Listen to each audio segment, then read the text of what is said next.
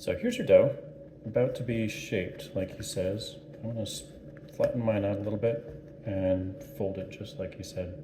I don't have a lot of flour here, but you can use as much as you like.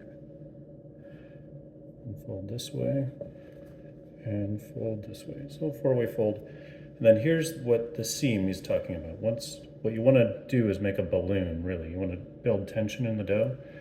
So right here, where everything's all coming together, that's going to be the seam. Sort of fold it over, and then on the underside of the dough, that's where everything all folds onto itself. And then I'm just going to seam it again one more time and give it a pull. A pull against the surface sort of squeezes that closed. And then let's see, usually you let it rest for a little while, just so that seam closes.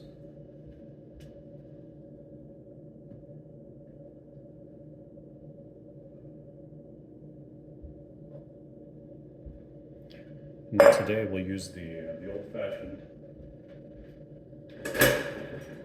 shaping container. Rice flour.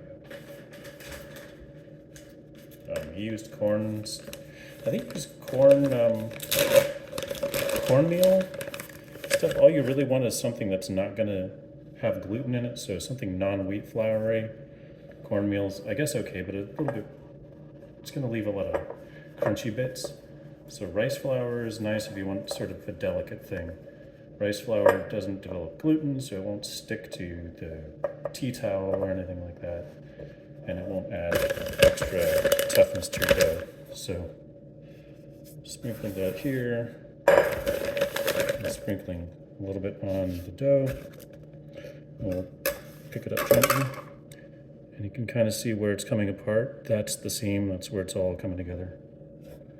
We'll put it in our container to seal it, to keep a shape, and then some people like to sort of fold over again.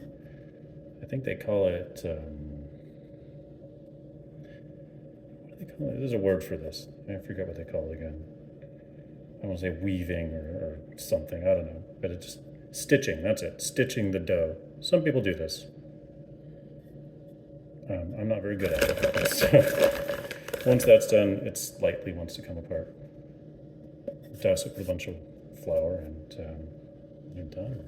Well, for me, I would put this in the fridge for a couple of hours. But what the New York Times recipe will have you do is this would replace the part where he has you just leave the dough inside a towel to rise for 2 hours.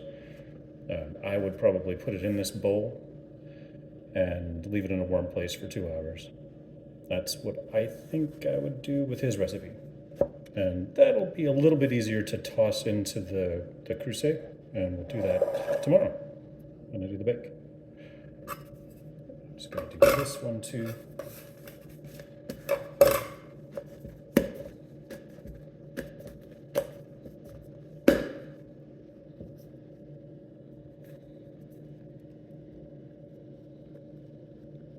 I'm doing this one a little bit different, rolling it up, because this one's going to end up in the banneton. So an oblong shape is okay for this one.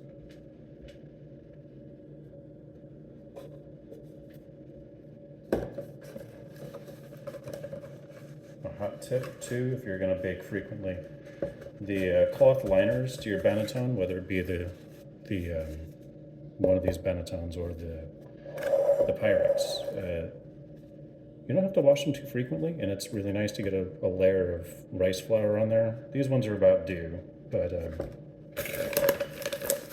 the one gotcha that you'll get when doing this at-home stuff is the sticky dough, like sticking to your tea towel or the couche, whatever.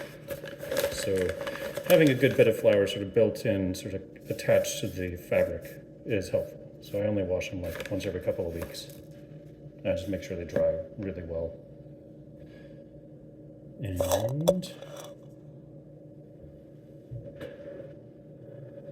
that's that. And this one I'm gonna put these in the fridge and bake tomorrow morning. All right.